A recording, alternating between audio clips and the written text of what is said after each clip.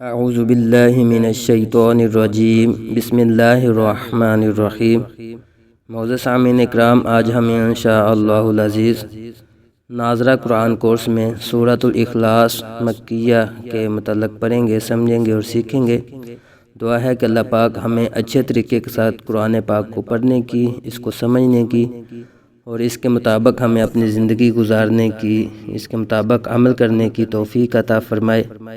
آمین بجاہ النبی الامین صلی اللہ علیہ وآلہ وسلم۔ سورۃ الاخلاص مکیہ، بسم اللہ الرحمن الرحیم۔ قاف لام پیش قل، قاف حروف مستعلیہ میں سے ہے، قاف کو پر پڑھیں گے، لام ساکن میں آواز ختم کر دیں گے، قل قل نہیں کریں گے بلکہ قل، قاف کو پر ہی پڑھنا ہوگا، کاف کو باریک پڑھا تو معنی بدل جائیں گے، جس کی وجہ سے اگر نماز میں پڑھ رہے ہیں تو نماز فاسد ہو جائے گی۔ تو قل قاف کو پر پڑھیں گے، قل ہا پیش ہو، قل ہو،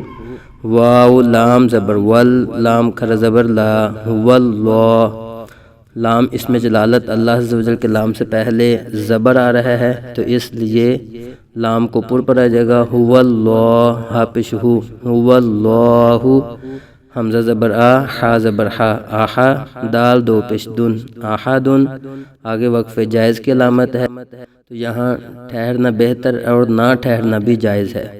تو وقف میں دال ساکن ہو جائے گا، تو وقف ہونے کی وجہ سے دال ساکن میں قلقلہ کریں گے، قل هو اللہ احد، حمزہ لام زبر ال، لام کھڑا زبر لا، اللہ، لام کو پر پڑھیں گے،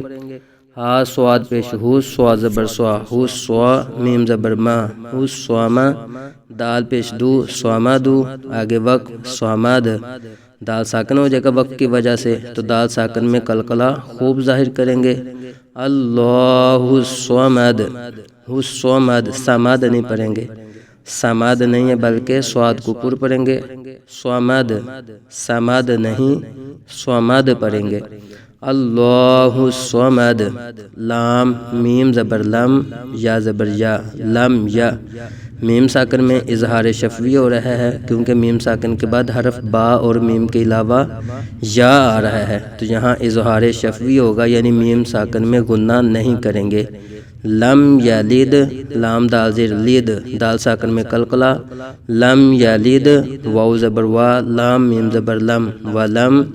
یا واو پیش یو، ولم یو، یہاں بھی اظہار شفوی ہو رہا ہے اور آگے واو ساکن سے پہلے پیش واو مدہ ہو رہا ہے، یہاں ایک الف تک کھینچیں گے، ولم یو، لام دال زبر لد، ولم یولد، یاد رکھیے یہاں ولم یولد نہیں پڑھیں گے، اگر یولد کیا تو لحن جلی ہو جائے گی، یہاں ایک الف تک کھینچ کے پڑھیں گے، لحن جلی کی ایک قسم ہے حرف کو بڑھانا یا گھٹانا، تو یہاں اگر لم یولد پڑھیں گے تو اس کو گھٹایا جا رہا ہے جو کہ لحن جلی ہے، بلکہ اس کو مکمل پڑھیں گے ایک الف تک کھینچ کے، ولم یولد، لم یلد، ولم یولد، لم یلد، یا دیکھیے نا لم یلد میں نہیں کھینچا جا رہا لیکن ولم یو میں کھینچیں گے ایک الف تک حروف مدہ میں ہونے کی وجہ سے، ولم یولد، آگے واو زبر وا، لام میم زبر لم،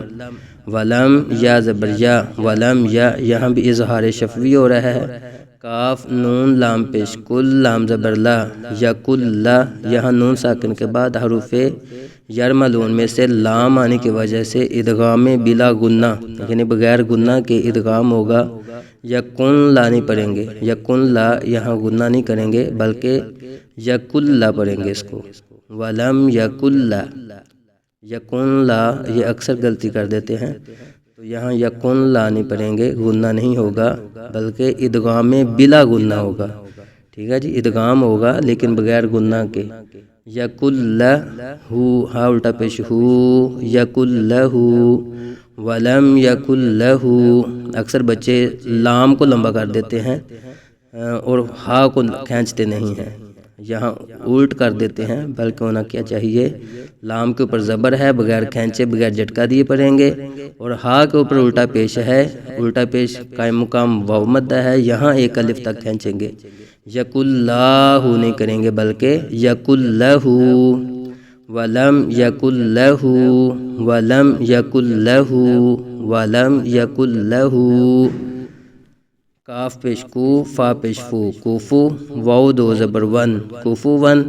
یہاں تنوین کے بعد حروف حلقی میں سے حمزہ آ رہا ہے یہاں بھی اظہار حلقی ہوگا کوفون آ حا زبر حا آحا دال دو پیش دن آحادن آگے وقف آحاد کوفون احد